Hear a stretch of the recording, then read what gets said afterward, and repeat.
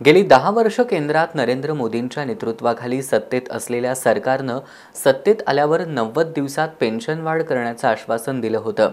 हे आश्वासन न पाळणाऱ्या आणि पेन्शनरांची फसवणूक करणाऱ्या मोदींच्या नेतृत्वाखालील सरकारला निवडणुकीत हिसका दाखवू असा इशारा निवृत्त कर्मचारी EPS 95 राष्ट्रीय समन्वय समितीचे राष्ट्रीय उपाध्यक्ष पुंडलिक पांडे यांनी दिलाय। कोल्हापुरात झालेल्या पेन्शनरांच्या बैठकीत ते बोलत होते। या बैठकीत सत्ताधारी भाजप आणि मित्रपक्षांच्या उमेदवारांना मतदान करायचं नाही असा एकमुखी ठराव करण्यात आलाय। कोल्हापुरातील कॉम्रेड संताराम पाटील सभागृहात पेन्शनरांची बैठक आयोजित करण्यात आली होती। यावेळी निवृत्त कर्मचारी EPS 95 राष्ट्रीय समन्वय समितीचे राष्ट्रीय उपाध्यक्ष पुंडलिक पांडे यांनी भाजप आणि मित्रपक्षांच्या सरकारवर जोरदार टीकास्त्र सोडलं।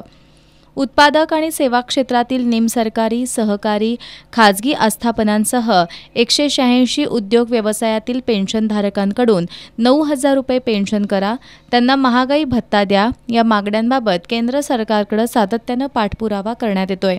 मात्र या मोदींच्या नेतृत्वाखालील सरकारनं पेन्शन फंडातील पैसे भांडवलदारांना देऊन पेन्शनधारकांवर अन्याय केलाय अशी टीका पांडे यांनी केली।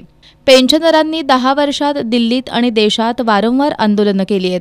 या आंदोलनांची दखल घेत पेन्शन वाढीसाठी केंद्रानं नेमलेल्या समितीचा अहवाल प्राप्त झाल्यावर सुद्धा सरकारनं पेन्शनरांच्या तोंडाला पानं पुसली आहेत। त्यामुळे पेन्शनधारकांमध्ये असंतोष आहे।